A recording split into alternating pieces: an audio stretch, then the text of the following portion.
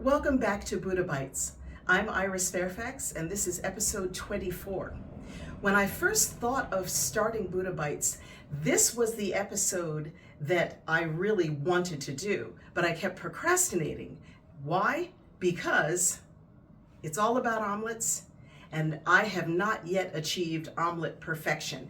Now, if you want to see omelet perfection, I encourage you to go and check out Julia Child or Jacques Pepin. They both have perfect technique, where I do not. But over the years, I've developed a couple of different techniques where I can at least approximate making a very pretty and delicious omelet. So let's do omelet practice in the kitchen. So if you've ever been to a Sunday brunch and looked at the omelet bar, this is something like what you'll find. It's called a mise en place. It is setting up all of the ingredients that you could possibly use so that they'll be ready when you go to cook. The problem I've discovered with restaurant omelet stations is that they ask you what you want in your omelet and then they proceed to put the raw ingredients inside of the cooking egg, which means that your ingredients are going to be raw by the time that you eat them. I contend that you should cook your ingredients before you put them in the omelet, and I'm going to demonstrate that now. This is how I do my own omelets, just for myself, but I'm going to do this for Lisa, my sister. We're going to start with a little bit of oil in the pan. It doesn't really matter what type of oil. It's kind of nice to have one that's sort of a neutral flavor. I believe that's peanut oil that I put in that bottle. And it's okay that it's this much because it's going to soak up a lot of what we put into it. I start out with onions, with a nice splashola. And we're going to let these go for a while. Not that long though. I always like to start out with onions, regardless of how long they stay cooking by themselves, have them release their own aromas. And Lisa, you said you wanted turkey. Turkey? Well, we're going to get to the turkey a little bit later, but before I do, mushrooms for you? Sure. Mushrooms. So She's been wanting to add mushrooms to something. yeah, mushrooms are a good place to start. Once the onions get done, if you've ever heard the expression umami, mushrooms are a great way to get umami out of your food. And umami is a savory quality. These also give off, you see how much of the oil has already sort of been absorbed in those mushrooms? You're not even going to, they're definitely not going to be oily by the time they go into the omelet. And mushrooms also give off a certain amount of water. So we're going to let those saute for a little bit until they change color. While the onions and mushrooms are sauteing, let's get on the eggs. I have my favorite eggs, which is another reason why I hesitated to do this because, oh, looky here. Because my favorite eggs were not available for a while, as you may recall. And then when they became available, they were a little bit on the expensive side still. So they've come down in price a tiny bit. And I still have my lovely eggs. So we'll get those scrambled up. Now, of course, you can do a 3-egg omelet, but I find that a 2-egg omelet is perfectly fine if you're going to be using anywhere between an 8 to a 10-inch skillet. So I'm going to add my favorite umami seasoning. This is doubling the umami. And I do this in place of salt because this particular one happens to have a little bit of salt in it. This one comes from Trader Joe's and I love it. It's a natural product, so it is going to cake up a little bit, so that's why I ended up having to tap it. And I'm going to follow with white pepper. Certainly you can use black pepper, but the white pepper gives sort of a more unsullied look to the egg. You don't even see that it's there pretty much. And there is a slightly different flavor to white pepper then black pepper. Now this can be where you stop. Some people say that this shouldn't be done, but I like a little bit of half and half. Maybe the next one we'll do it without and you can see the difference. And we just whip that up nicely. And when we're ready to go with a hot pan for the eggs, that will be ready. So let's turn our attention back to our fillings. So the onions and the mushrooms have been going for a little while. They have a tiny little bit of color on them, but not too much. Now is the time for me to add the spinach because the spinach is going to need to wilt.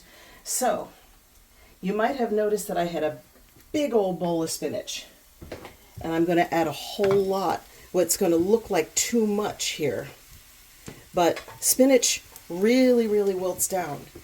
Once it really wilts down, you might even think that we don't have enough. So the spinach goes, and this is a good time to add a little bit of salt and pepper. Now here, to the filling, I'm going to add black pepper. That's just my personal preference. And here I'm actually going to add a little bit of salt. I believe in seasoning at just about every point of the preparation of your food. So that's what I'm doing here. We're going to combine this and let this come down a little bit. So now that that has wilted, we're going to add the turkey now. Of course, it's already cooked, so we're just incorporating it so that the flavors meld. We're not really worried about cooking it so much. I have a non-stick pan heating, and just because it's non-stick doesn't mean you don't have to add fat to it. I've added some oil to this as well, and this is where the egg mixture goes in. And once it's in there, we really don't need to fool around too much with it. We just want to get it kind of along the edges, and we can coax it a little bit with a spatula, which we're going to do. And this can go off the heat because it's pretty ready to go into the egg when the egg is ready. Now, I'm going to reach over and grab my spatula. And this is totally unorthodox. This is not the way that Julia and Jacques would do it. But this is for average folks like you and me who are trying to figure out the technique. We're going to turn up the heat a tiny bit. And this is where we will also add the cheese. So I'm just going to reach on over. Lisa said she wanted the sharp cheese. This is great for snacking. I am going to put it down the center just a little bit. I like to put a little bit of cheese in the base of the omelet and then add the other fillings on top of it and then top it with more cheese because you can't have enough cheese. So here are my toppings, and I'm going to reserve a little bit of what we sauteed, and I'll tell you more about that, why I do that later. I'm going to turn this down a touch. And we will take a little bit more of this cheese and just dot it on top. And Lisa, you were asking for tomatoes, right? Yes.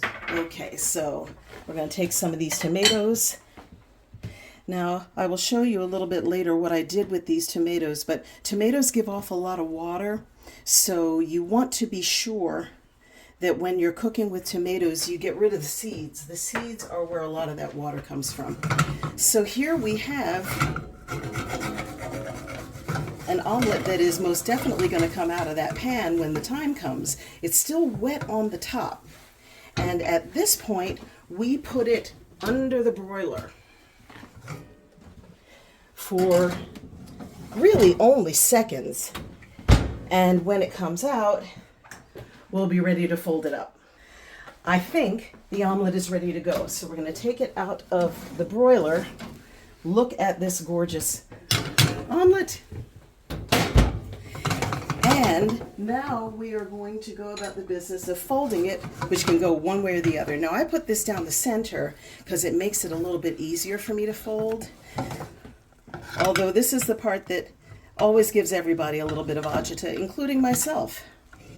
So This can sometimes end up being a 2-spatula project, and I think for the sake of all of us, and including my own feelings of insecurity, this is the reason for for centering the toppings rather than putting them all over. And even you see how difficult that is for me, but we're going to cheat it. We're going to cheat it this way. I'm going to take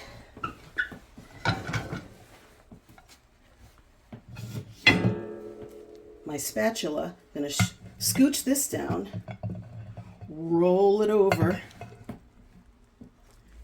and flip it. And even that is not yet perfect, but guess what we do to fix it? We zhuzh. And then we have what appears to be a perfect omelet. Now, if I had actually broken that a little bit, still no problem. You can still make it beautiful. And I will go back to the fact that we saved some of our fillings. I think it's always a good idea to put a nice little topping on your omelet to show folks what's actually in it. And this also covers up any mistakes that you might have made. So we have this, and we have our pretty little garnish of some tomatoes. Who's going to tell me that that is a bad omelet? I think that's a pretty omelet. So this is going to go to Lisa. Let's make some more. So, Rock, just to remind me what you wanted in your omelet. Turkey, cheese, tomatoes, and spinach. Do you want ham too? Yes. We'll just load yours up. Sure. And I have, in the meantime, beaten up a 3rd egg because I am going to make my brother-in-law a bigger omelet. Woo, making messes, but that's okay. And I'd also like to, the spinach is going in the pan already. I'm just going to put a little bit more heat on it now, but only a tiny little bit. Turn it on super low. And remember when I was saying that you should take the seeds out of a tomato? I'm going to show you how I do that, at least with this sort of a tomato. Really tiny one. I can't even remember what they called it, but nonetheless, the seeds create a lot of water. So all I'm going to do is to take my thumb and also squeeze a little bit out. I'll show you again. You don't need those seeds anyway, and they're not good for a lot of people's digestion. So we have gotten the seeds out of these tomatoes, and then very, very carefully with an extremely sharp knife. The way that you can tell that a knife is sufficiently sharp is, can you cut a tomato? Can you cut through the skin with that knife? And my knife is pretty sharp. So he wanted a few tomatoes in there, so that's how you do it. So let's turn back around and finish his omelet. So here is his turkey. He takes a few less vegetables, so we're going to load it up with a little bit more meat. Meat lovers, ham. Again, it's just to incorporate the flavors. It's not even so much to heat it up. And I think these were the only things that we needed to get heated, right, Rock? Just what's here. Mm-hmm. And then we'll add the cheese and the tomatoes to the omelet itself, which I am ready to get going right here. So this is all ready to go. I didn't have to add more oil to the pan, and you hear that it's singing a little bit. Now, what happens if you don't have a broiler that's working properly? Not everybody has a properly working broiler. You're going to see that I'm doing something a little bit different with the eggs here. I'm going to turn off the mixture. is I'm moving it around a little bit more. And I'm making sure that there are no holes in our omelet. But we're just going to cook more of it on the stove top than we did on Lisa's omelet. And then we'll fold it over. Now when we do that, it's still going to give off a little bit of residual cooking because we've heated up all of the filling. So this is coming out a little bit thicker for obvious reasons because I've been moving more of the raw egg to the surface area of the pan. And now is where we add our toppings. So you said you wanted Cooper Sharp, right? Yes. One of the beauties of this particular type of omelet, I'm going to make sure this is all the way down, is that Cooper Sharp is really a melting cheese. As a matter of fact, it's pretty much been melting under the lights while we've been getting this together. So I'm going to add a little bit of this Cooper Sharp. And by a little, I mean a lot. And top that with, not going to grab that with my bare hand. Top that with Rock's fillings pretty much down the center. Again, remember, this is omelet practice. This is not omelet perfection. Let's shut this off. And we are going to, I'm going to shut off the heat on this too because I think the bottom is sufficiently cooked. And we're going to top it with more of this cheese, which I had sliced thin, which generally I don't recommend doing that with Cooper Sharp because Cooper Sharp always sticks together when you do that. But this is the way I wanted it. And so this is the way they did it for me. Whew, I think I might have hit the camera. Sorry, folks. So you see where this broke up a little bit? But that's all right because we're going to take a plate and we're going to flip it over on the. So I'm going to move some things aside. Remember, this is an apartment kitchen, so this is not a lesson in perfection here by any means. So for myself, I might have to coax it a little bit this-y way. And you see how it rolls down? And then we get to neaten this up a touch, the way that we did before. And you'll forgive the fact that, again, my surfaces are very challenged here, as you see. It's not going to be perfection. However, you may recall that I said to hold on to some of your toppings. Well, I didn't do that this time, but again, this is practice. And so you can still create a beautiful, delicious omelet